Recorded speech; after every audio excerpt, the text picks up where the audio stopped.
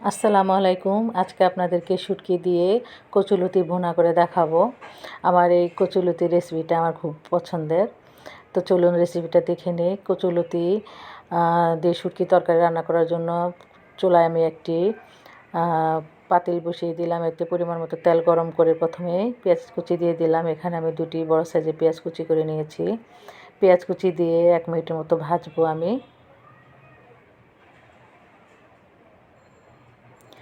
1 minute ভেজে আমি রসুন কুচি দিব। এখানে আমি একটি বড় সাইজের রসুন কুচি কুচি করে কেটে নিয়েছি। আপনারা কচুলতি রান্না করলে একটু রসুনের পরিমাণটা বাড়িয়ে দিবেন, তাহলে অনেক সময় গলা ধরার ভয় থাকবে না। রসুন কুচি দিয়ে আমি আরও কিছুক্ষণ ভাজবো। মোটামুটি পেঁয়াজ রসুনটাকে আমি 2-3 মিনিট মাঝারি আঁচে ভেজে নেব।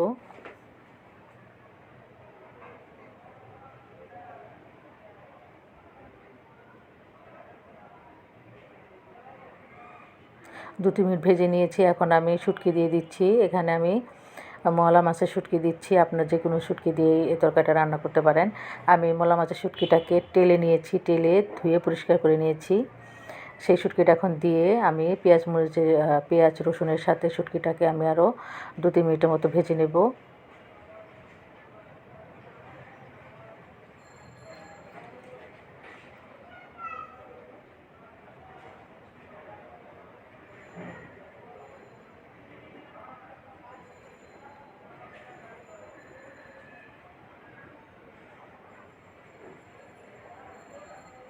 দু তিন মিনিট ভেজে নিয়েছি। এখন আমি গরম মশলা শুকনো মশলাগুলো দিচ্ছি। এখানে হলুদ গুঁড়া, মরিচ গুঁড়া, ধনিয়া গুঁড়া আর 1 চামচের মতো লবণ দিচ্ছি।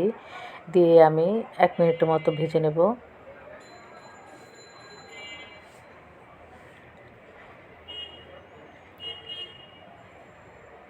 1 মিনিটের মতো ভাজা হয়ে গেলে আমি এখন হাফ কাপের মতো পানি দিব। পানি দিয়ে নেড়ে চেড়ে সমস্ত কিছু আমি 5 মিনিটের মতো মাঝারি আঁচে কষিয়ে নেব।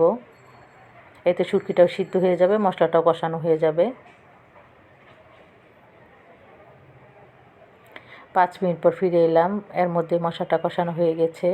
এখন আমি নেড়ে চেড়ে কেটে বেছে ধুয়ে রাখা কচুলতিগুলি দিয়ে দিচ্ছি।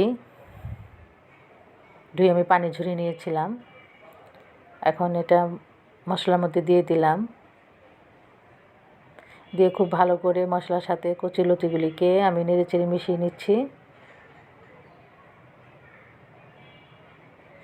আমার চ্যানেলে যারা আমার নতুন দেখছেন আমার এই ভিডিওটা, তারা প্লিজ আমার চ্যানেলটাকে সাবস্ক্রাইব করতে ভুলবেন না। আর আমার রেসিপিগুলি যদি আমাদের ভালো লাগে তাহলে প্লিজ আমার ভিডিওগুলিতে লাইক কমেন্টস করবেন, পারলে আপনারা শেয়ার দিবেন।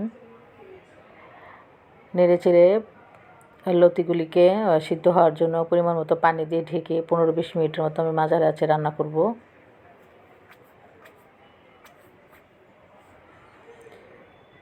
10 মিনিট পর আমি ঢাকনা খুলে একটু নেড়ে চেড়ে দিচ্ছি। নেড়ে চেড়ে এপিট ওপিট করে দিচ্ছি। আবারও ঢেকে আরও 5 মিনিট আমি রান্না করব। 5 মিনিট পর আবার ঢাকনা খুলে দিচ্ছি। এর মধ্যে কচুলতিটা মোটামুটি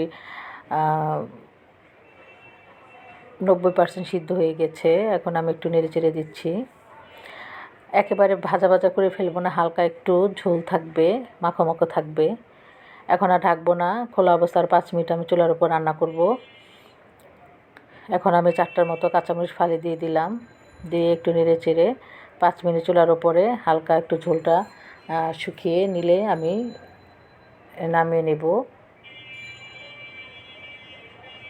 এখন আমি চুলাটা বন্ধ করে দিয়েছি। তৈরি হয়ে গেল আমার কচুলতি ভুনা। আশা করি আমার এই রেসিপিটা আপনাদের ভালো লেগেছে। সবাই ভালো থাকেন।